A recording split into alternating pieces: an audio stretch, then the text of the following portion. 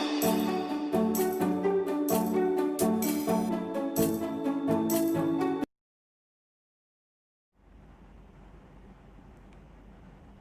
Guys, welcome to my channel Study On Go. So friends, आज हम क्या करेंगे? आज हम केमिस्ट्री का सेकंड पार्ट करेंगे। केमिस्ट्री का first chapter chemical reactions and equations का, that is types of chemical reactions. So this channel is Study On Go. Welcome guys, this is second part, that is type of reactions.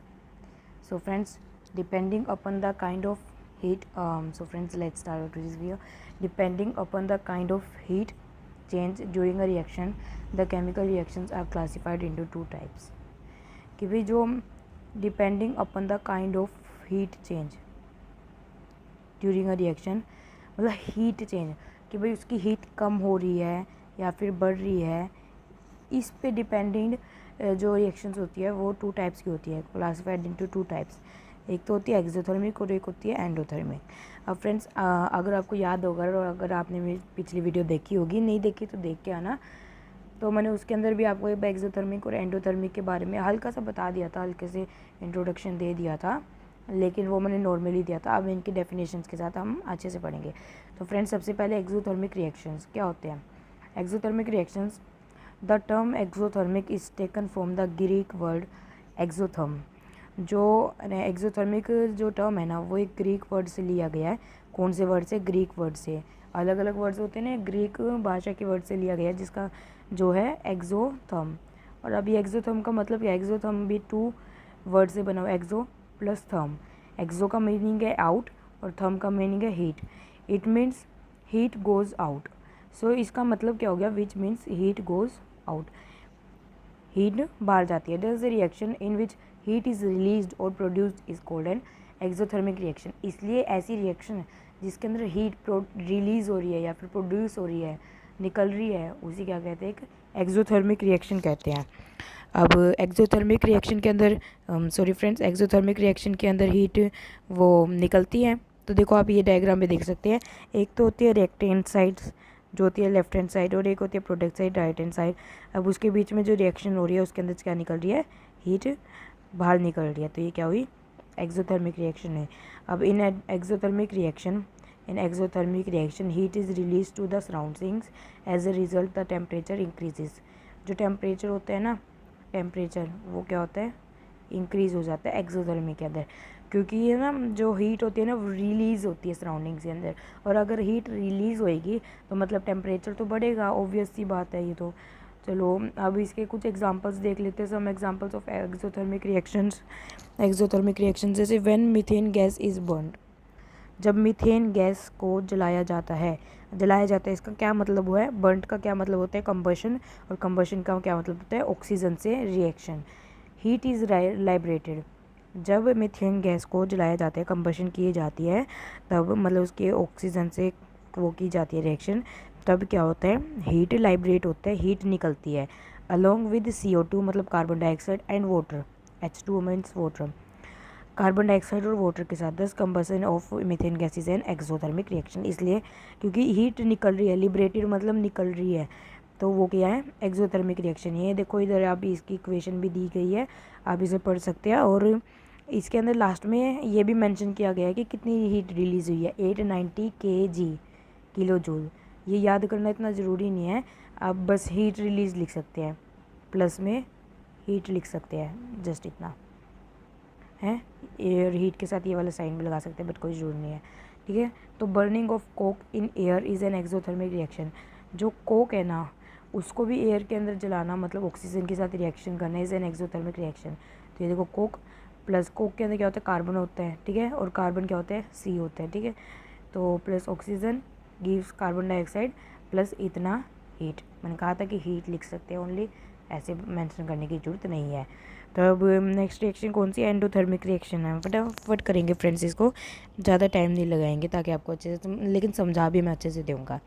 The term endothermic is taken from the Greek word endotherm. अब वो जैसे वो तो exothermic था, उसको भी Greek word से लिया गया था, इसको भी ग्रीक वर्ड से लिया गया है। वो क्या था, एक्सोथर्म था, इधर क्या है एंडोथर्म है। एक्सोथर्म एक्सो प्लस थर्म, ये एंडोथर्म एंडो प्लस थर्म। अब एंडो का मतलब क्या होता है, थर्म का मतलब क्या होता है। एंडो मीन्स होता है इन, और थर्म मतलब क्या होता है heat. Heat which means heat is taken इन, जिसका अब इसका मतलब क्या हो गया कि हीट इज़ टेकन इन, उसका मतलब था heat is taken out, heat is going out, और इसका था heat is taken in special चीज़ है। Thus the reaction in which heat is absorbed is called the endothermic reaction. ये एक तरफ से इसकी क्या बन गई, डेफिनेशन बन गई कि ये एक रिएक्शन जिसके अंदर हीट एब्जॉर्ब की जाए, उसके अंदर रिलीज़ हो रही थी, उसके अंदर एब्जॉर्ब की बजाय उसके क्या कहते हैं, एंडोथर्मिक रिएक्शन कहते हैं। अब सॉरी एंडोथर्मिक रिएक्शन, ठीक है। तो अब हीट एंड अब जो जैसे इसके अंदर क्या होता है, रिएक्टेंट्स है, प्रोडक्ट्स है, उसके बीच में रिएक्शन हो रही है, तो वो अपने सराउंडिंग से ना हीट ले लेते हैं। तो आप अपनी सराउंडिंग से हीट ले लेते हैं तो सराउंडिंग में हीट कम हो जाती है, और सराउंडिंग में हीट कम हो जाती है तो टेम्परेचर क्या हो जाता है, डिक्रीज़ हो जाता है। तो in endothermic reaction heat is taken from the surrounding, as a result the temperature decreases, ठीक है। अब इसके भी कुछ एग्जांपल्स देखते हैं, some examples of endothermic reactions. First is thionyl chloride, that is SOCl2 is a useful drying agent। ये अभी तक नाम ज़्यादा सुना नहीं होगा, लेकिन याद कर लेना, इसमें कोई बड़ी बात नहीं होती है। Is a useful drying agent, एक ये ड्राइंग एजेंट होते हैं। It's reaction with water is endothermic. अब मतलब ड्राइंग एजेंट क्या होते हैं, जिसके साथ रिएक्शन करते हैं ना उसको ड्राई कर देता है, उसको सुखा देता है, एक तरफ से ऐसे कह सकते हैं, क्योंकि हीट एब्जॉर्ब कर लेता है ना, ये हीट एब्जॉर्ब करके उसको यूज़ अप कर लेता है। तो it's reaction with water is endothermic, ये वाटर के साथ रिएक्शन करते हैं ना तो उसको वो क्या होती है, एंडोथर्मिक होती है। जैसे आप देख सकते हैं ये वाली रिएक्शन है, इक्वेशन होगी ये रिएक्शन की, हमने पिछली क्लास में पढ़ा इक्वेशन क्या होते हैं। तो इसमें इसने हीट ली है, हीट एब्जॉर्ब, ये भी मेंशन याद करने की ज़रूरत नहीं होती, वैसे मेंशन की हो तो ध्यान देना होता है। 50 किलो जूल इसने हीट ली, और ये सब क्या किया उसने, प्रोड्यूस किया, ये सब प्रोडक्ट्स आए। अब सेकंड क्या है, when nitrogen and oxygen combine to form nitric oxide, जो नाइट्रोजन और ऑक्सीजन करते हैं, कंबाइन करते हैं N2 + O2 to form nitric oxide, मतलब NO, nitric oxide, heat is absorbed, this reaction is endothermic reaction. अब इसके अंदर ये जब दोनों रिएक्शन करते हैं ना तब अपनी सराउंडिंग से हीट एब्जॉर्ब कर लेते हैं, जो कितनी करते हैं 180 किलो जूल करते हैं, इतनी हीट है ना अपने सराउंडिंग से एब्जॉर्ब कर लेते हैं, और फिर इसकी प्रमोशन करते हैं नाइट्रोजन ऑक्साइड की, सिंपल ही बात है। अब नेक्स्ट हम टाइप ऑफ केमिकल रिएक्शंस पढ़ेंगे। एंडोथर्मिक और एक्सोथर्मिक भी वैसे टाइप्स ही कहला जाते हैं, लेकिन वो हीट के बेसिस पे।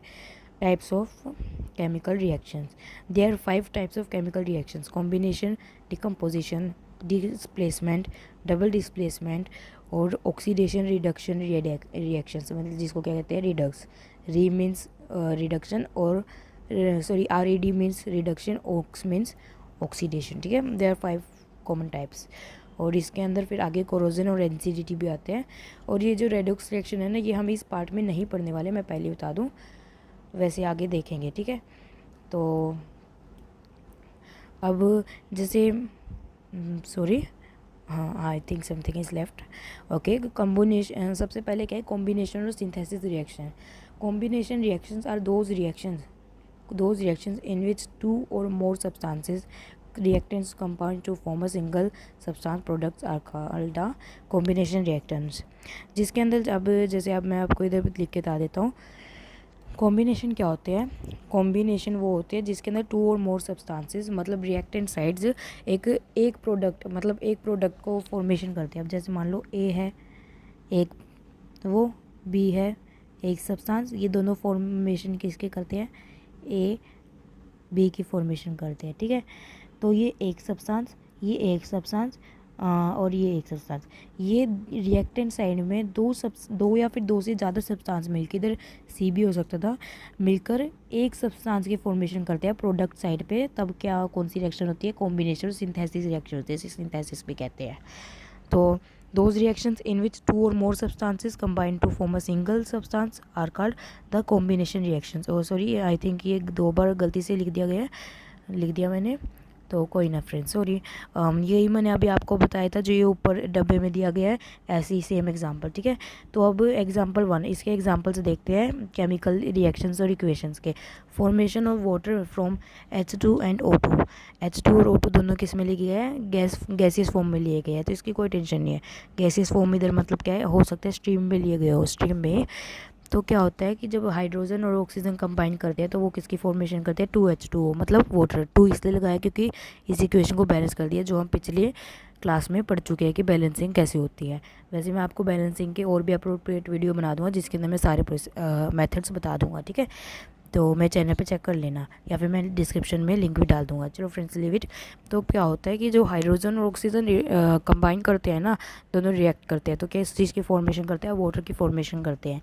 इन this reaction two substances hydrogen and oxygen reacts combine to form a single substance that is water product, so it is a combination reaction. Normal English है, सब कुछ समझ में आ रहा है, कोई टेंशन नहीं है। Example 2, reaction of ammonia and hydrogen chloride.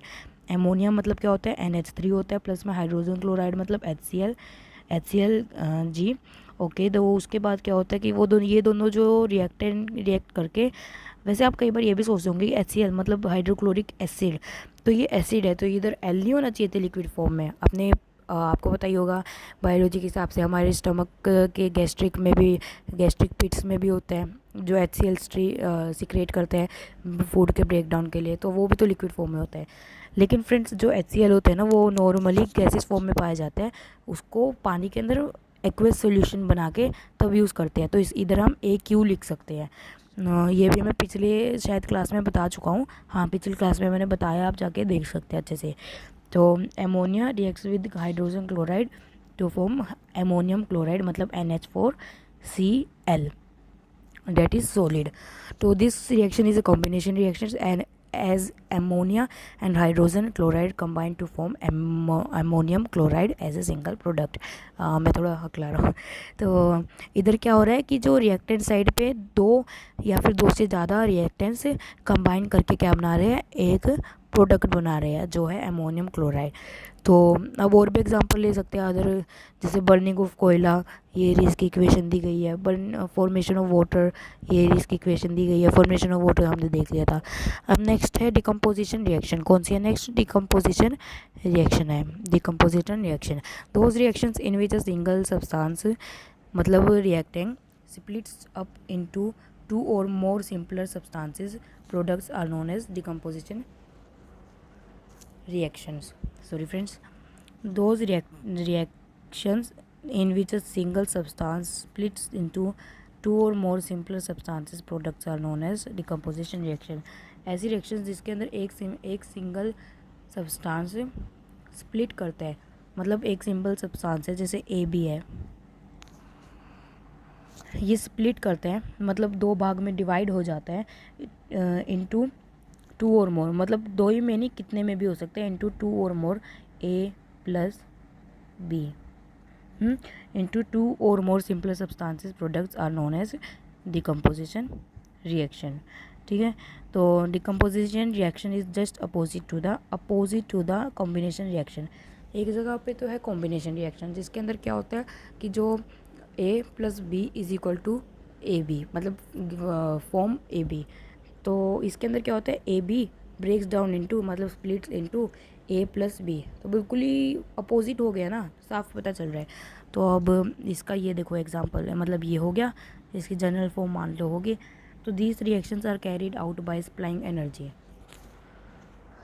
तो अब फ्रेंड्स, किसी भी चीज़ का ब्रेक डाउन करना हो, किसी चीज़ को तोड़ना हो, स्प्लिट करना हो, तो उसके लिए हमें क्या चाहिए, एनर्जी चाहिए।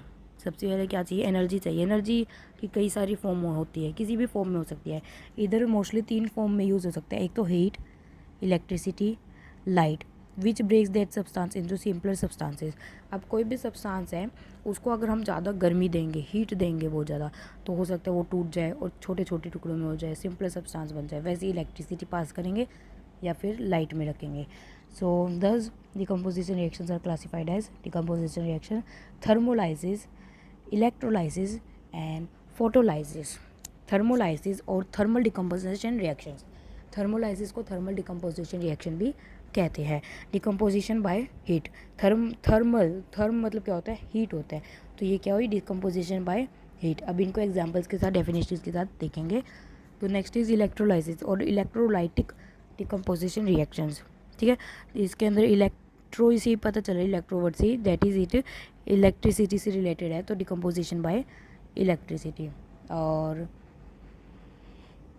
नेक्स्ट कौन सा है, फोटोलाइसिस और फोटो डिकम्पोजिशन रिएक्शंस, मतलब डिकम्पोजिशन बाय लाइट।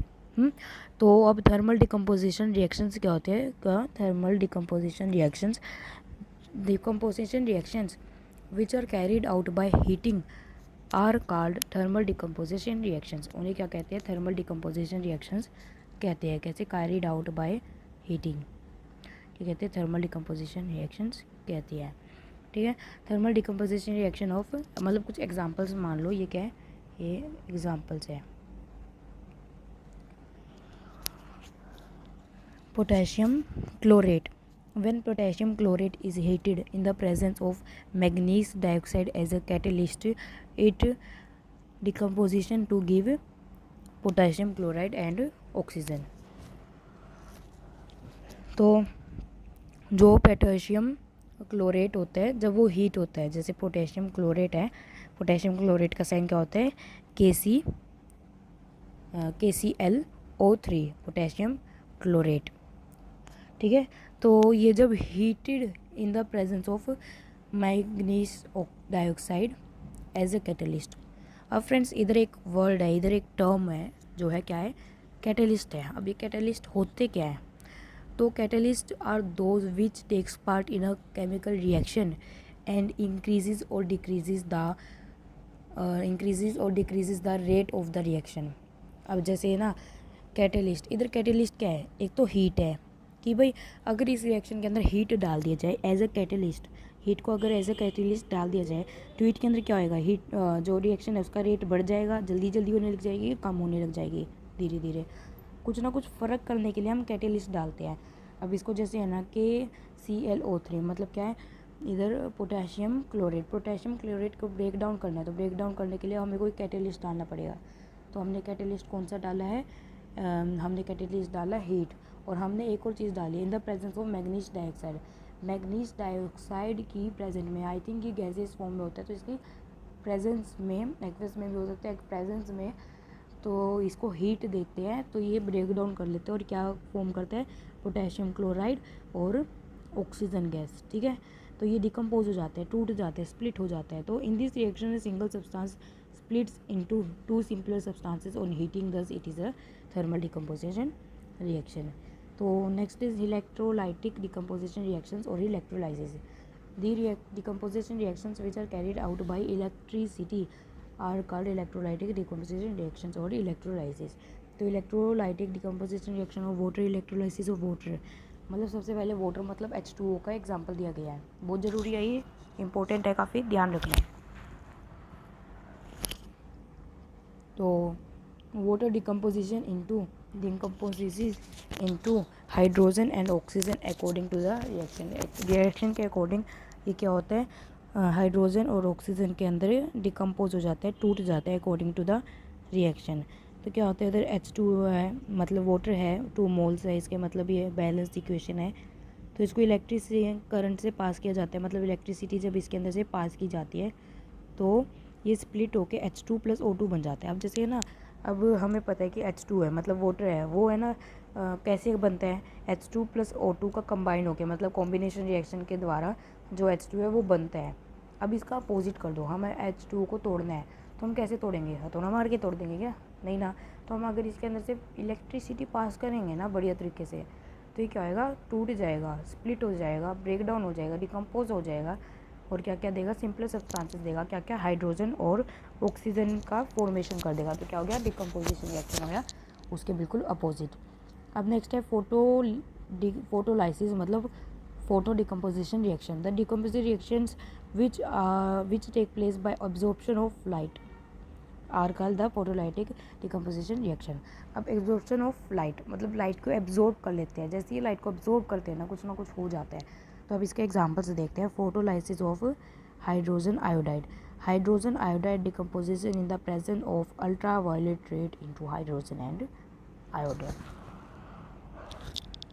अब फ्रेंड्स हाइड्रोजन आयोडाइड मतलब एच आई, तो हाइड्रोजन आयोडाइड होते हैं ना, उसे अगर हम डिकम्पोज करना है ना, तोड़ना है सिंपल सब्सटेंसेस में हाइड्रोजन और आयोडीन में, तो हमें क्या करना होता है कि उसे ना अल्ट्रावायलेट लाइट की प्रेजेंस में रखना होता है, प्रेजेंस में मतलब उधर रखना होता है, अल्ट्रावायलेट लाइट इसके ऊपर गिरनी होती है, जिससे ये डिकम्पोज हो जाते हैं और हाइड्रोजन आयोडीन की फॉर्मेशन कर देते हैं। ठीक है, तो अब इसके नेक्स्ट में क्या है, डिस्प्लेसमेंट रिएक्शन। और हम 2 रिएक्शन कर चुके हैं, अब हम करेंगे डिस्प्लेसमेंट रिएक्शन। कौन सी? Displacement reaction. Those reactions in which more active element displaces a less active element in the compound are called displacement reactions, are called displacement reactions। तो इसके अंदर एक एग्जांपल दिया गया है, इधर x plus Y Z forms y plus X Z. अब इधर ये क्या हो गया, तो ये वाली मैंने जैसे आपको पिछली वीडियो में ही बताया था, एक एग्जांपल देके, मान लो कि एक वाई जेड है, वो अच्छे फ्रेंड्स हैं, एक एक्स आया, वो वाला एग्जांपल अलग था, ये वाला हल्का सा अलग है। वाई जेड है, अच्छे फ्रेंड्स है, एक एक्स आया, और इधर तो क्या हुआ कि वाई जेड है ना, अच्छे फ्रेंड्स थे, लेकिन जो वाई था ना इतना अच्छा नहीं था, एक्स उससे थोड़ा ज़्यादा अच्छा था, एक्स के पास थोड़ी सी ज़्यादा पावर थी दोस्ती के, वाई के पास नहीं थी। तो जो एक्स और एक्स है ना वो जेड के साथ जुड़ जाएगा और वाई रिमेन अनरिएक्टिव आ जाएगा, साइड में रह जाएगा। ठीक है, तो वो लेफ्ट हो जाएगा एक तरफ से वाई, ठीक है, रिमेन हो जाएगा। तो where X Y Z represent an element और कंपाउंड। तो अब जैसे है ना डिस्प्लेसमेंट रिएक्शन, अभी मैंने आपको ये तो बता दिया कि भाई एक लेस रिएक्टिव एलिमेंट को डिस्प्लेस कर देता है एक मोर एक्टिव एलिमेंट। तो अब हमें पता कैसे चलेगा कौन सा लेस है कौन सा मोर है? इसके लिए एक रिएक्टिविटी सीरीज़ या फिर एक्टिविटी सीरीज़ बनाई गई है मेटल्स की, तो वो अभी हम देखेंगे। Metals have been arranged in decreasing order of their activities or reactivities in the series follows as follows. Next पे देखते हैं मेटल्स को अरेंज किया गया है, तो ये क्या है? मेटल्स है। सबसे पहले इधर क्या एलिमेंट है, उनके सिंबल है। अब देखते हैं सबसे पहले क्या है, पोटेशियम है, ये है। अभी फ्रेंड्स इनके इनके मैं आपको एक टिप के जरिए बताऊंगा। तो ये जो रिएक्टिविटी सीरीज़ है ना, ये क्या जा रही है, डाउनवर्ड जा रही है, और पोटेशियम सबसे ज़्यादा रिएक्टिव होता है और सबसे कम रिएक्टिव कौन सा होता है? सबसे लिस्ट रिएक्टिव होता है प्लेटिनम होता है। और अब जो हाइड्रोजन मेन कंपोनेंट होता है, तो जो हाइड्रोजन के ऊपर होते हैं ना, वो तो है metals more reactive than hydrogen, जो मेटल से ज़्यादा रिएक्टिव होते हैं हाइड्रोजन से। मीन लिया गया है एक तरफ से हाइड्रोजन को इधर, और मेटल्स लेस दे रिएक्टिव देन एलिमेंट्स के होते हैं हाइड्रोजन के नीचे, ये हाइड्रोजन के ऊपर। अब इस रिएक्टिविटी सीरीज़ को याद करना कितना मुश्किल नहीं लगता है, इसको याद करने की भी एक ट्रिक होती है,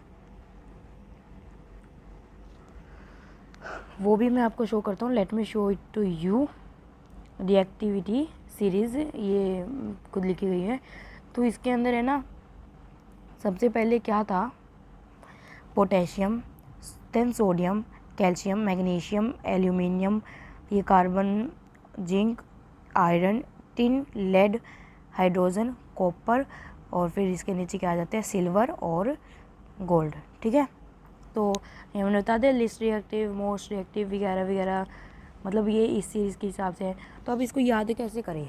तो इसकी देखो इंग्लिश में तो ये ट्रिक है, इंग्लिश वालों के लिए ये ट्रिक है, जिसके अंदर मैंने देखो इधर लाल पेन से है ना कुछ वर्ड्स लिखे गए हैं, लाल पेन से कुछ लेटर्स इनके अंदर, तो वो दोनों में मैच कर रहे हैं। अब देखो इधर, please stop calling me a careless zebra, instead try learning how copper saves gold. नीचे सेव्स गोल्ड है, तो मतलब मुझे है ना एक केयरलेस जैबरा कहना बंद करो, please stop calling me a careless zebra, instead try learning, इसकी बजाय कुछ नया, मतलब इसके बजाय सीखने की कोशिश करो कि कैसे कॉपर गोल्ड को बचाता है। सो जो इंग्लिश के लिए मतलब जिनको ये समझ में आती है वो ये कर लेना, please stop calling me a careless zebra, instead try learning how copper saves gold. ये बहुत ही अच्छी है, और ये आप इधर देख सकते हैं अच्छे से, स्टॉप करके आराम से देख सकते हैं। और अब जैसे ये है, अब पोटेशियम है, इसके ये सब सिंबल्स है, ये सिंबल्स मैंने लिखे हुए, सबके सिंबल्स इधर लिख रखे हैं मैंने लाइन बाय लाइन। तो सबसे पोटेशियम का के, एन ए, ये सबके हो गए।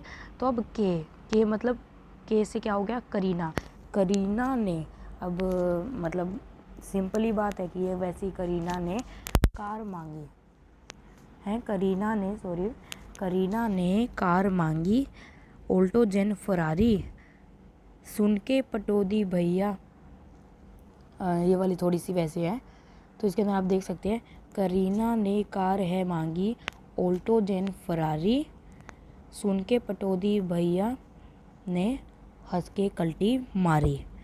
तो करीना ने कार मांगी, ऑल्टो जेन फरारी, सुन के पटोदी भैया ने हंस के कल्टी मारी।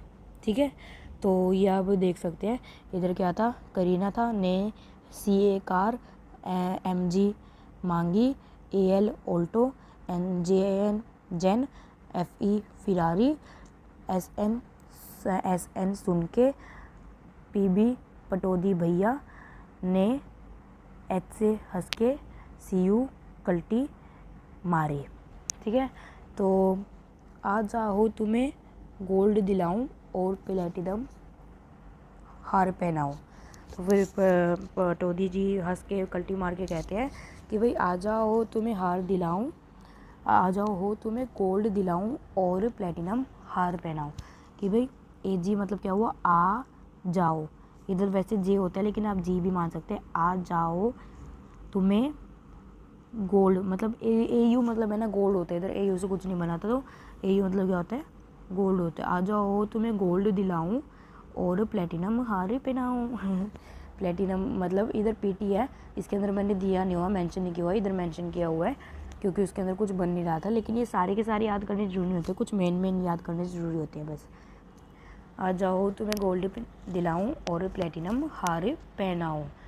ठीक है, तो अब आप ऐसे याद कर सकते हैं, आप इसे देख सकते हैं, याद कर सकते हैं, नोट कर सकते हैं, कुछ भी कर सकते हैं, आपकी मर्जी है आपकी।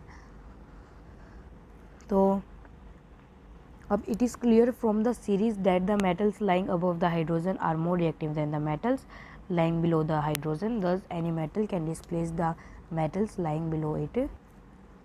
इसका मतलब आप समझ गए होंगे। तो relative activities or reactivities of non metals. अभी हमने मेटल्स की तो कर लिया, अब हम क्या करेंगे, नॉन मेटल्स का भी तो करना है। नॉन मेटल्स का करेंगे, नॉन मेटल्स के अंदर क्या दिया हुआ है, F मतलब फ्लोरीन, क्लोरीन, ब्रोमीन और आयोडीन। तो ये चारों दिए गए हैं, बस ये आपको याद करना है, नोट करना है, जो भी कर लेना। इसमें कोई निमोनिक्स जो मैंने आपकी बताया नहीं था, आ जाओ तुम्हें हार दिलाऊं या वगैरह, इसे क्या कहते हैं, निमोनिक्स कहते हैं। मतलब किसी भी चीज़ को याद करने के रट्टा मारना, छोटी छोटी चीज़ों में उसको तब्दील करना, विजुअलाइजेशन करना, कुछ भी करना। तो आप इसका भी कुछ बना सकते हैं, FCLBRI फसल बरी, फसल बरी, FCL फसल, BRI बरी, मैंने तो ऐसे बना दिया फसल बरी, चलो ठीक ही है, फसल बरी। चलो 10 fluorine is most reactive and iodine is least reactive. Iodine क्या हुआ, लिस्ट रिएक्टिव, और फ्लोरीन क्या हुआ, मोस्ट रिएक्टिव, क्योंकि इसका ये साइन क्या होता है, ग्रेटर देन का साइन होता है। ठीक है, तो सो फ्लोरीन कैन डिस्प्लेस क्लोरीन। अगर फ्लोरीन ज़्यादा रिएक्टिव है तो वो क्लोरीन को डिस्प्लेस कर सकता है फ्रॉम NaCl के अंदर से। तो आप ये सब पढ़ सकते हैं, बस ये इसको डिस्प्लेस कर सकते हैं, उसको डिस्प्लेस कर सकता है, and so on. So some displacement reactions on the basis of reactivity of metals and non metals. अब कुछ एग्जांपल दिए गए हैं, सम डिस्प्लेसमेंट रिएक्शंस, जिसके अंदर क्या है, एग्जांपल 1 क्या है, example 1 reaction between iron and copper sulphate solution. Iron and copper sulphate solution के बीच में reaction. When a piece of iron is displaced in copper sulphate solution then zinc sulphate solution and copper is form. जब भी एक piece of iron, एक iron का piece एक copper sulphate जो एक्वेस फॉर्म में है और आयरन क्या सॉलिड है, जब उसको एक कॉपर सल्फेट, अब जैसे एक पीस ऑफ आयरन है, सॉरी, एक पीस ऑफ आयरन जब कॉपर सल्फेट सॉल्यूशन के अंदर डालते हैं, रखा गया है, तब क्या होता है, then zinc sulphate solution and copper is formed. तब क्या होता है, ये सॉल्यूशन जिंक सल्फेट सॉल्यूशन बन जाते हैं और जो कॉपर होता है वो सॉलिड फॉर्म में इधर या फिर नीचे क्या होता है, कॉपर वो हो जाता है, कॉपर मतलब क्या हो जाता है, फॉर्म हो जाता है, मिल जाता है हमें अलग से। तो क्या होता है इसके अंदर जो Fe, अभी हम रिएक्टिविटी सीरीज़ के हिसाब से देखते हैं, इधर एक तो है Fe और एक Cu है। अब Fe और Cu में से ज़्यादा रिएक्टिव कौन है? ऑब्वियसली Fe होना चाहिए क्योंकि उसने डिस्प्लेस कर दिया। अब देख सकते हैं आप Fe तो ये रहा, Cu ये रहा, और रिएक्टिविटी सीरीज़ कैसे जा रही है? डाउनवर्ड जा रही है। तो ये क्या हुआ? ज़्यादा रिएक्टिव हुआ और ये क्या हुआ? कम रिएक्टिव हुआ। ठीक है, तो इसीलिए इस क्वेश्चन के अंदर, इस एग्जांपल के अंदर जो Fe है उसने Cu को डिस्प्लेस कर दिया। ठीक है, अब ये भी याद रखना कि इसी ये जो इम्पोर्टेंट रिएक्शन है, मैं आपको एक काम करूँगा, एक बढ़िया से टेबल बना के लिख के आपको एक वीडियो बनाऊँगा और उसके अंदर आपको सब कुछ बता दूंगा कि इस लेसन के अंदर कौन कौन सी रिएक्शंस है इंपॉर्टेंट। अगर आपको अभी चाहिए तो कमेंट कर देना, ठीक है, वरना मैं डिस्क्रिप्शन में लिंक दे दूंगा जब भी मैं इसके वीडियो पोस्ट करूँगा। और प्लीज़ चैनल को सब्सक्राइब वगैरह कर लेना। चलो मैं भी क्या बीच में शुरू हो गया। तो Fe आयरन है, प्लस में CuSO4 मतलब कॉपर सल्फेट एक्वस सोल्यूशन में हुआ है। तो ये क्या हुआ है? एक ब्लू सॉल्यूशन हुआ है, एक ब्लू सॉल्यूशन है। पहले तो ये ब्लू सॉल्यूशन था, जब ये इसको वो कर लेते हैं, डिस्प्लेस कर लेते हैं, तब क्या कौन सा सॉल्यूशन फॉर्म होता है? एक्वस लाइट ग्रीन, मतलब सॉल्यूशन का कलर चेंज हो जाता है। और अगर कलर चेंज हो जाता है तो मतलब क्या हुआ? वो कोई ना कोई केमिकल रिएक्शन हुआ, क्योंकि ये इसके करैक्टरिस्टिक है। हम 4 करैक्टरिस्टिक पिछले वीडियो में अच्छे से कवर कर चुके हैं, आप चाहे तो पिछली वीडियो जाके देख सकते हैं, मैं डिस्क्रिप्शन में लिंक दे दूँगा। तो प्लस में क्या निकलता है? कॉपर निकलता है। ठीक है, that is brownie deposit on iron. Iron के ऊपर थोड़ी सी, अच्छा सॉरी फ्रेंड्स, मैंने क्या बताया था कि जो कॉपर होता है वो नीचे फॉर्म होते हैं, नीचे नहीं होता। वो एक आयरन जो पिन होती है ना, आयरन नेल होती है, हमने डाली हुई होती है, वो जो आयरन नेल होती है ना, गंदी सी बन गई, आयरन नेल मान लो इसको, वैसे ही गंदा बनाया मैंने। आयरन नेल के सरफेस पे डिपॉजिट हो जाती है, आयरन नेल के, ये गंदा गंदा सा बनाने लग रहा हूँ ना। कॉपर आयरन नेल के सरफेस पे डिपॉजिट हो जाती है ब्राउनिश कलर में, ब्राउन से ही हम पढ़ चुके हैं। तो अब सेकंड क्या है? Zinc pieces react with copper sulphate solution. Zinc मतलब Zn reacts with copper sulphate solution that is blue in colour, gives zinc sulphate जो कलरलेस हो जाता है। उसके बाद प्लस में कॉपर क्या होता है? रेडिश ब्राउन कलर में फॉर्म होता है। इन सबको मैं आगे बता दूंगा और ये आप सभी याद कर सकते हो, नोट करते रहो साथ में कि भाई क्या क्या रिएक्शन है, किस कलर की है, बहुत ज़रूरी है। तो the zinc being more reactive है। आप रिएक्टिविटी सीरीज अगर आपने नोट किया तो आप देख सकते हैं। Reactive metal than copper displaces copper from its solution CuSO4 so that Cu is set free. ठीक है, तो नेक्स्ट रिएक्शन करते हैं। थोड़ा जल्दी करना पड़ेगा, टाइम हमारे पास ज़्यादा नहीं है, इतने हम फ्री नहीं बैठे। तो when copper wire is dipped in silver nitrate solution, copper wire मतलब Cu जो सॉलिड फॉर्म में है, वायर सॉलिड फॉर्म में है, तो उसे जब सिल्वर नाइट्रेट मतलब AgNO3 जो कलरलेस है उसके अंदर डिप किया जाता है, तब क्या होता है? जो Cu है वो Ag को डिस्प्लेस कर लेता है। जब उसके अंदर वायर को डिप किया जाता है तब क्या होता है? Cu है वो Cu Ag को डिस्प्लेस कर लेता है और उसकी जगह लेके क्या बन जाता है? कॉपर नाइट्रेट का फॉर्मेशन कर देता है, जो किस में हो जाती है?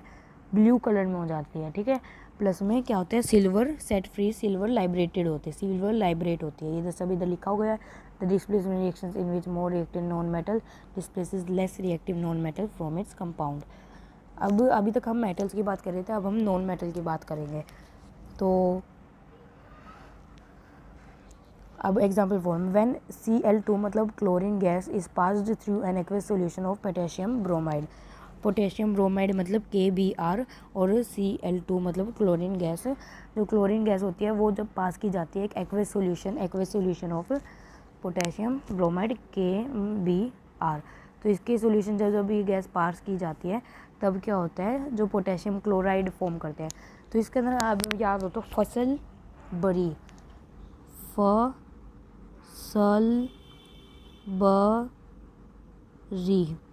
याद है ना? ये फसल बड़ी है, मैंने ऐसे ही बना दिया था बैठे बैठे, कुछ भी मतलब माइंड में ऐसे ही आ गया था। अब और बहुत बढ़िया बना सकते हैं तो मैंने ऐसे ही कर दिया था। तो इसके अंदर क्या हुआ? F सबसे ज़्यादा रिएक्टिव। अब इसके अंदर क्या दिया है? Cl2 दिया हुआ है, Cl इधर है, ठीक है, Br दिया हुआ है, Br इधर है, मतलब Cl क्या हुआ? ज़्यादा रिएक्टिव हुआ था, मतलब Cl Br को क्या कर लेगा? वो कर देगा, क्या नाम है, डिस्प्लेस कर देगा और क्या कर देगा? पोटेशियम क्लोराइड और ब्रोमीन की फॉर्मेशन कर देगा। और ब्रोमीन क्या है, रेडिश ब्राउन कलर की है, अभी आपको ध्यान रखना है। Thus chlorine being more reactive than bromide displaces bromide and from KBr so that it is liberated. The reactions form the solution form light brown color due to dissolution of Br2 gas. जो Br2 जो bromine gas है ना, जो bromine gas की dissolution हुई है ना उसके अंदर, तो उसके अंदर क्या होएगा कि वो जो सॉल्यूशन है ना वो लाइट ब्राउन कलर फॉर्म करेगा। तो इसमें कोई खास बात नहीं है। So it is an example of displacement reaction, ये डिस्प्लेसमेंट रिएक्शन के एग्जांपल है, ठीक है। Double displacement reactions those reactions in which two different atoms or groups of atoms are exchange are called the double displacement reaction. इसके अंदर exchange हुआ, उसके अंदर चेंज हुआ था। अब उसके अंदर तो क्या हुआ था कि जो ए था और एक में एक्स वाई था, उसमें क्या हुआ था कि भाई एक्स वाई के साथ जो ए है वो ज़्यादा रिएक्टिव है, तो क्या हो जाएगा, ए वाई हो जाएगा, प्लस में एक्स रह जाएगा, ठीक है। इसके अंदर क्या है, ए के साथ भी एक है एलिमेंट है, तो मतलब दोनों ही कंपाउंड है और दोनों के अंदर एक दूसरे के साथ क्या हो जाएगा, एक्सचेंज ऑफ आयंस हो जाएगा। तो उसके अंदर क्या हो जाएगा, double displacement reaction. These reactions generally ओकर बिटवीन टू आयोनिक कंपाउंड्स। वही मैं कह रहा था कि जो कंपाउंड्स आयोनिक होते हैं, आयोनिक मतलब उनके ऊपर कोई ना कोई चार्ज होते हैं, उनके पास आयन्स होते हैं तो फ्लो ऑफ इलेक्ट्रॉन्स होते हैं। ये सब हम बाद में पढ़ेंगे आगे फर्दर चैप्टर्स में। In the solution so they may be defined as, अब इसकी मेन डेफिनेशन सी होएगी, those reactions in which two ionic compounds in the solution react by exchange of their ions to form new compound are called double displacement reactions. ये आप पढ़ सकते हैं, बहुत ही अच्छी डेफिनेशन है। ये वाली डेफिनेशन को जरूर मार्क्स मिलेंगे। हाँ, तो अब क्या है, ए एक्स प्लस बी वाई, तो इसके अंदर क्या होता है, ए एक्स प्लस बी वाई ए वाई, तो इसके अंदर क्या होता है, ए बी को डिस्प्लेस कर ले, सॉरी इसके अंदर एक्स वाई को डिस्प्लेस कर लेते हैं, तो दोनों मतलब अपनी अपनी जगह चेंज कर लेते हैं। भाई तू मेरी जगह पे आ जा, मैं तेरी जगह पे आ जा, मेरे को वो ज़्यादा पसंद है, वो ज़्यादा पसंद है, मज़ा कर रहा हूँ। तो अब इसके कुछ एग्जाम्पल्स देखते हैं। Some example of double displacement reaction are क्या क्या है। सबसे पहले CuSO4 प्लस में ये गिव्स ये, चलो CuSO4 जो एक्वस सॉल्यूशन है, copper sulphate plus ammonium hydroxide NH4OH, मतलब जो एक्वस सॉल्यूशन में वो दोनों रिएक्ट करते हैं और क्या बनाते हैं, CuOH2 मतलब कॉपर हाइड्रोक्साइड, जो ब्लूइश वाइट PPT होता है। अब फ्रेंड्स PPT मैंने आपको पिछले चैप्टर में बताया था कि प्रेसिपिटेट क्या होता है, एक इनसोल्यूबल सब्सटेंस होता है, जो मतलब इनसोल्यूबल सब्सटेंस होते हैं जो सोल्यूबल नहीं हो पाता और वो नीचे ठहर जाते हैं, ठीक है, तो वो दिख जाता है अलग से। तो ये जो ये साइन नहीं है, मैंने पिछली वीडियो में आपको बताया था कि ये वाला साइन तो होता है वेपर्स का, ये वाला साइन होता है वेपर्स का, और ये वाला साइन होता है PPT का। PPT का कौन सा होता है, एग्जैक्ट फिर से बताता हूँ, PPT का होता है ये वाला साइन, ठीक है। तो आप पिछली वीडियो जाके देख सकते हैं, मैं कितनी बार गया, मतलब पहले वो वाली वीडियो देख के ही आए होंगे वैसे, जो हो सकता है। तो ये क्या होता है, एमोनियम सल्फेट होते हैं, ठीक है। तो अब इसका नेक्स्ट यार, ये वाले तो सारे है ना, बस इनका तो क्या ही बताना है। Ammonium chloride reacts with ammonium hydroxide gives ये प्लस ये सब आपको लिखनी है, याद करनी है, ध्यान रखना है इन सब का। तो ये क्या है, एक वाइट PPT, इधर भी एक PPT फॉर्म हुआ है वाइट, इन सबको है ना ध्यान रखना है, याद रखना है। अब इसके अंदर भी यही हुआ है, तो CuSO4 plus H2S gives CuS plus H2SO4। CuS क्या होता है, उसके अंदर क्या होता है, वाइट PPT की फॉर्मेशन होती है, मतलब वो वाइट PPT की फॉर्म में आता है, ठीक है। तो अब all the above reactions are double displacement reactions as there is double exchange of displacement of ions. किसकी, डिस्प्लेसमेंट ऑफ आयंस। तो अब प्रेसिपिटेशन रिएक्शन भी हम करेंगे। Since double displacement reaction produce precipitates, हाँ ये जो मैं अभी कह रहा था, प्रेसिपिटेट, तो जिस रिएक्शन या प्रेसिपिटेट की फॉर्मेशन होती है ना, उस रिएक्शन को हम प्रेसिपिटेशन रिएक्शन कहते हैं। तो since double displacement reactions produce precipitates thus they are also called precipitation reactions. जो डबल डिस्प्लेसमेंट रिएक्शंस होती है ना, वो मोस्टली है ना प्रेसिपिटेट फॉर्म करती है, तो इसलिए उनको ना प्रेसिपिटेशन रिएक्शंस भी कहते हैं। The reaction that in produce precipitate are called precipitation reaction, मैं आपको बता चुका हूँ। तो अब इसके आगे क्या करना है, इसका एग्जांपल भी देखते हैं। अब एग्जांपल 2-3 और करने हैं, उसके बाद हमारी वीडियो कंप्लीट हो सकती है। तो वीडियो ज़्यादा लंबी तो नहीं होगी, एक बार चेक करता हूँ ना वीडियो कितनी लंबी होगी, फटाफट कराना पड़ेगा ना। ओ वाओ, 40 मिनट्स की होने वाली है। तो अब क्या है, एग्जाम्पल 1 क्या है, reaction between barium chloride and solution, नहीं sorry, barium chloride solution and sodium sulphate solution. ये आपको रिएक्शंस क्या करनी है, याद रखनी है। अब इसके अंदर क्या होता है कि एक टेस्ट ट्यूब है, उसके अंदर सोडियम सल्फेट डाल देते हैं, सोडियम सल्फेट मतलब क्या होता है NaSO4, NaSO4 को डाल देते हैं, मतलब उसको एक्वस सॉल्यूशन में रखते हैं और फिर उसके अंदर क्या डालते हैं, BaCl2 डालते हैं, मतलब क्या होता है बैरियम क्लोराइड डालते हैं। तो फिर क्या होता है, तो अब बैरियम क्लोराइड मतलब पहले तो क्या है NaSO4, 2 मिनट, तो पहले तो क्या होता है NaSO4, ये किसके साथ रिएक्शन करता है, BaCl2। तो अब इसके अंदर क्या होएगा, करीना ने मतलब Na सबसे दूसरे नंबर पे ही है, या फिर प्लीज़ स्टॉप कॉलिंग में, ऐसे मतलब क्या हो गया, यही हो गया, ठीक है, सोडियम हो गया, ठीक है। तो ये मतलब ये दूसरे नंबर पे है, मतलब ये Ba से ज़्यादा रिएक्टिव होगा, तो ये Na Ba को क्या कर लेगा, डिस्प्लेस कर लेगा। तो इसके अंदर क्या हो जाएगा, तो Na Ba को क्या कर लेगा, डिस्प्लेस कर लेगा, और Ba Na को कर लेगा, इन दोनों के ना आयंस का एक्सचेंज ही हो जाएगा। तो क्या हो जाएगा NaCl2। वो मैंने रिएक्टिविटी सीरीज़ पे गलती से पहुंच गया, लेकिन ये तो डबल डिस्प्लेसमेंट रिएक्शन है, क्योंकि इसके अंदर दोनों ही कंपाउंड है, तो दोनों क्या कर लेंगे, दूसरे के साथ चेंज ऑफ आयंस कर लेंगे। NaCl2 प्लस किसी क्या करेंगे, BaSO4, ये करेंगे। अब इसके अंदर क्या होगा, अगर ये डबल डिस्प्लेस, अब ये क्या है, डबल डिस्प्लेसमेंट रिएक्शन है, अगर डबल डिस्प्लेसमेंट रिएक्शन है तो इसके अंदर प्रेसिपिटेट भी फॉर्म होएगा। प्रेसिपिटेशन रिएक्शन किसकी होगी, प्रेसिपिटेट किसका फॉर्म होगा, BaSO फॉर्म, मतलब बैरियम सल्फेट का प्रेसिपिटेट इधर फॉर्म हो जाएगा, जो कौन से कलर का होएगा, वाइट कलर का होएगा, जो हम सबको याद कर रखना पड़ेगा। शायद ये वाली प्रोसेस हम डिस्कस भी कर चुके हैं, इसलिए मेरे को याद होगा ये वाली रिएक्शन है, तो ठीक है। तो अब इधर क्या लिखा हुआ है, पहले वो पढ़ते हैं। In this reaction this is double displacement और एक्सचेंज ऑफ आयंस, हम कर चुके हैं भाई, तुम लेट हो गए। तो that is chloride ions of BaCl2 has been displaced by sulphate ions of NaSO4, क्योंकि Na ज़्यादा वो होता है तो इसलिए उसने रिप्लेस कर दिया, where as sodium ions of is has been replaced by of, ये मतलब इसके अंदर तो रिप्लेस दोनों की होते हैं, एक्सचेंज ऑफ आयंस होते हैं, hence it is a double displacement reaction. The above reaction is also called precipitation reaction as white precipitate of BaCO4 SO4 is formed। ये सब मैंने अभी हिंदी में बताया तो है, सेम बात है, इधर से भी लिखा हुआ है। तो अब केमिकल रिएक्शन, तो अब इसकी केमिकल रिएक्शन क्या बन गई, ये भी मैंने पहले बता दिया, NaSO4 प्लस में BaCl2, तो BaSO4, और इधर क्या बन जाएगा, सॉरी फ्रेंड्स उधर मैं Na2 बताना भूल गया था, NaCl, तो ये सब बन जाएगा, ठीक है। कोई टेंशन नहीं। अब इधर YPPT है, इधर YPPT फॉर्म हुआ है, मतलब हम इधर ऐसे एरो भी लगा सकते हैं।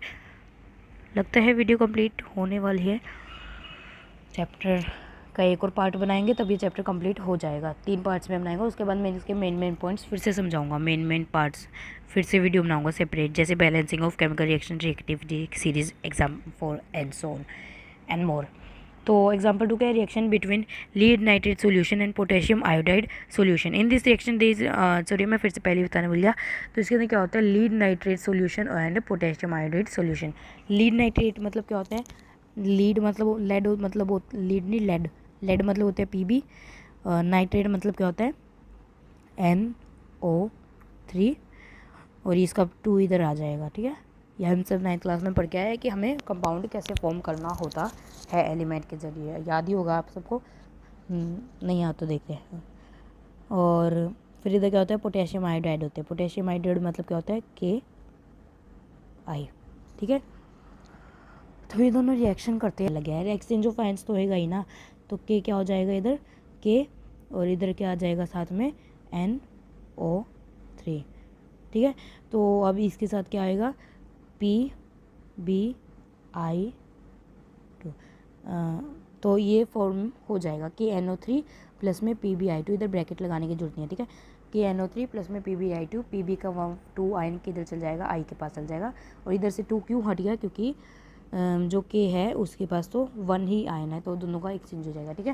तो कोई टेंशन नहीं है। तो क्या बन जाएगा PbNO3 प्लस, ये मैंने अच्छे से दिखाया नहीं हुआ है, आपको अभी अच्छे भी दिखा देता हूँ, इधर दिया हुआ पाएगा, हाँ ये रहा, ये देखो दिया हुआ है अच्छे से, तो 2Kl और ये PbL2I2 प्लस KNO3, मतलब मैंने बिल्कुल ठीक लिखा था। और ये सब क्या है, इनका स्टेट भी मेजर मेंशन कर लेना और इनको बैलेंस भी कर देना, ठीक है। तो ये एग्जैक्टली बैलेंस इक्वेशन बन जाएगी बढ़िया सी। तो इसके अंदर क्या होता है, येलो PPT फॉर्म होता है, ये शायद हाँ ये सबसे है ना मेन रिएक्शन होती है, इस वाली रिएक्शन को तो याद ही रखना, काफ़ी मेन है, काफ़ी इंपॉर्टेंट है। क्या होती है, इम्पोर्टेंट है, याद रखना, ठीक है।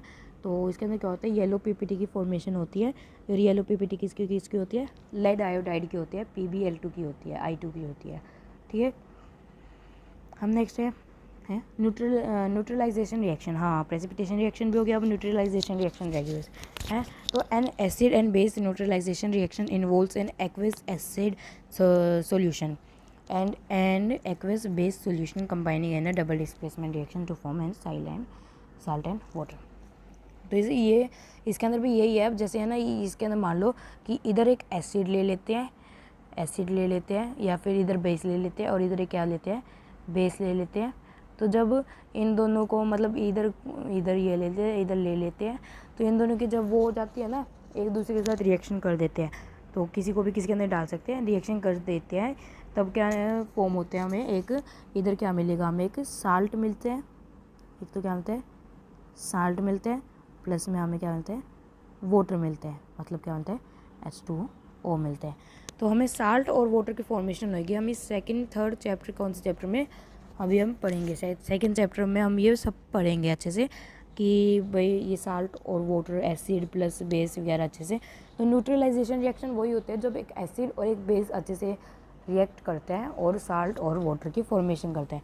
तो एग्जांपल क्या हुआ, nitric acid and calcium hydroxide yield calcium nitrate and water. इसका मतलब क्या है, नाइट्रिक एसिड और जो कैल्शियम हाइड्रोक्साइड होते हैं, नाइट्रिक एसिड क्या एसिडिक है और कैल्शियम हाइड्रोक्साइड क्या है बेस है, दोनों रिएक्शन करते हैं और कैल्शियम नाइट्रेट की फॉर्मेशन करते हैं जो क्या साल्ट है, एंड वाटर की फॉर्मेशन करती है, ठीक है। तो हम यही बात थी कि भाई अब इधर क्या होता है 2HNO3, मतलब ये तो पता ही है, अभी हम पढ़ के आए हैं कि नाइट्रिक एसिड मतलब 2HNO3 प्लस में कैल्शियम हाइड्रोक्साइड मतलब CaOH2 gives CaNO3 plus 2H2O, ठीक है। तो तो अब हम देखो इधर क्या है, इधर डायग्राम के दिया हुआ है कि भाई एक के अंदर एसिड और बेस एक साथ डाल दिया, तो इधर हमें क्या मिल गया, एक तो एसिड मिल गया, एक तो सॉल्ट मिल गया, और एक में क्या मिल गया, वाटर मिल गया, जो हमें जैसे इधर दिया भी हुआ है। इधर हमें क्या क्या मिला था, एक तो कैल्शियम नाइट्रेट चाहिए मिला था, और एक क्या मिला था, वाटर मिला था, ठीक है। तो HNO3 इज़ एन एसिड, हाँ ये हम कर चुके हैं। द पॉजिटिव आयन Ca+2, जो C है ना कैल्शियम, उसके ऊपर पॉजिटिव आयन है from the base combine with the negative ion NO3 negative. NO3 मतलब क्या, नाइट्रेट। जो कैल्शियम का पॉजिटिव 2 आयन्स है, पॉजिटिव है, वो किसके साथ कंबाइन करते हैं, नाइट्रेट का नेगेटिव के साथ, from the acid to form the salt. तो साल्ट कैसे फॉर्म हुआ, इधर ये बताया गया है। तो कैसे फॉर्म हुआ कि भाई उन दोनों का नेगेटिव पॉजिटिव आयन एक साथ वो करते हैं, क्या करते हैं, कंबाइन करते हैं, और फिर क्या देते हैं, कैल्शियम नाइट्रेट देते हैं। The H+ from the acid, और एसिड से H+ मतलब हाइड्रोजन का plus positive with the react combine with the OH negative, और ओनली नेगेटिव है, पॉजिटिव का मतलब क्या होता है 1 या फिर 1, from the base to form water that is H2O। अब बस कंप्लीट होने वाला है। और अब सॉरी फ्रेंड्स, अब gas forming reaction, many reactions produce a gas such as carbon dioxide, hydrogen sulphide, H2O मतलब ammonia, sulphur dioxide. These reactions are gas forming reaction. जिस भी रिएक्शन के अंदर क्या होता है, कोई गैस फॉर्म होती है ना, उन रिएक्शंस को क्या कहते हैं, गैस फॉर्मिंग रिएक्शन कहते हैं। मान लो इधर एक और टाइप आ चुका है रिएक्शन का, जो क्या होता है गैस फॉर्मिंग रिएक्शन। अब इसका एक एग्जांपल ले लेते हैं। When a metal carbonate such as calcium carbonate, कोई भी एक मेटल कार्बोनेट ले लो, जैसे कि कैल्शियम कार्बोनेट, कैल्शियम एक मेटल है, ठीक है।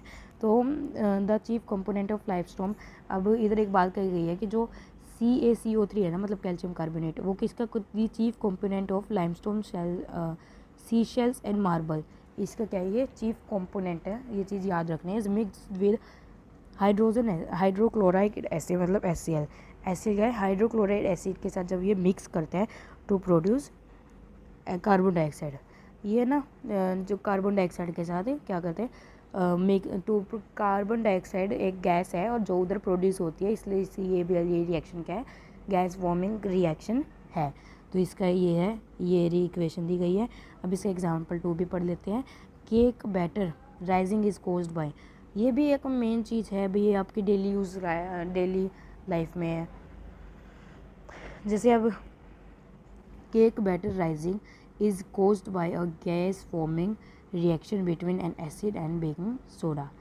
जो केक बैटर होते हैं ना, आपने जैसे केक कभी बनाया हो तो कुकर के अंदर या फिर ओवन के अंदर रख के, तो उसके अंदर एक एसिड और सोडा की रिएक्शन के कारण है ना, जब जैसे केक का आपने बैटर बनाया ना, वो सिल्की सा बैटर होता है, पतला सा, उसको आपने ओवन में रखा, मैंने देखा हुआ है, बनाया भी ऐसे।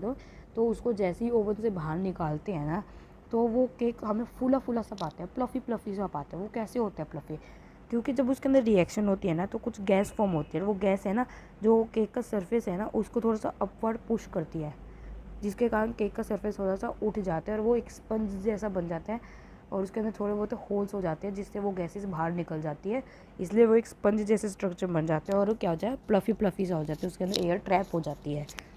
तो बेकिंग सोडा और एसिड की रिएक्शन के कारण sodium hydrogen carbonate, sodium bicarbonate, मतलब सोडियम हाइड्रोजन कार्बोनेट को क्या कहते हैं, सोडियम बाइकार्बोनेट कहते हैं, और NaHCO3 tetra acid and acid found in many foods is often the acidic reactant.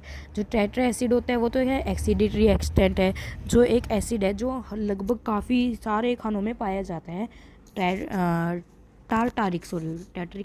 Tartaric acid जो है C4H6O6, ये एक ऐसा एसिड है जो किसके साथ रिएक्ट करता है, सोडियम हाइड्रोजन कार्बोनेट, जो एक है बेकिंग सोडा है जो हम केक के अंदर डालते हैं। हमें पता ही है हम यूजुअली क्या डालते हैं, इनो डालते हैं या फिर यीस्ट डालते हैं या फिर बेकिंग सोडा डालते हैं। तो हम क्यों डालते हैं केक के अंदर, ताकि वो प्लफ़ी बन जाए। प्लफ़ी कैसे बनता है, गैस फॉर्मिंग रिएक्शन के कारण, ठीक है। तो अब ये रिएक्शन की इक्वेशन क्या है, रिएक्शन की इक्वेशन है C4H6O6, मतलब क्या है, टारटारिक एसिड जो एक्वस सोल्यूशन में होते हैं रिएक्ट्स विद NaHCO3, मतलब क्या है, बेसिक बेकिंग सोडा। तो ये दोनों जब रिएक्ट करते हैं एक्वस में, तभी क्या मिलते हैं हमें, NaC4H5O6 बहुत बड़ा है ना नाम, लेकिन इसका नाम है सोडियम टार्ट्रेट। तो ये एक्वस सॉल्यूशन में होता है, और प्लस में H2 वाटर की फॉर्मेशन होती है, प्लस में कार्बन डाइऑक्साइड। और कार्बन डाइऑक्साइड इधर क्या है, एक गैस है, तो गैस है तो इसका मतलब क्या होगी, गैस फॉर्मिंग रिएक्शन। तो friends I think it's done, wow it's done. चलो आज की ये वीडियो पूरी हुई है।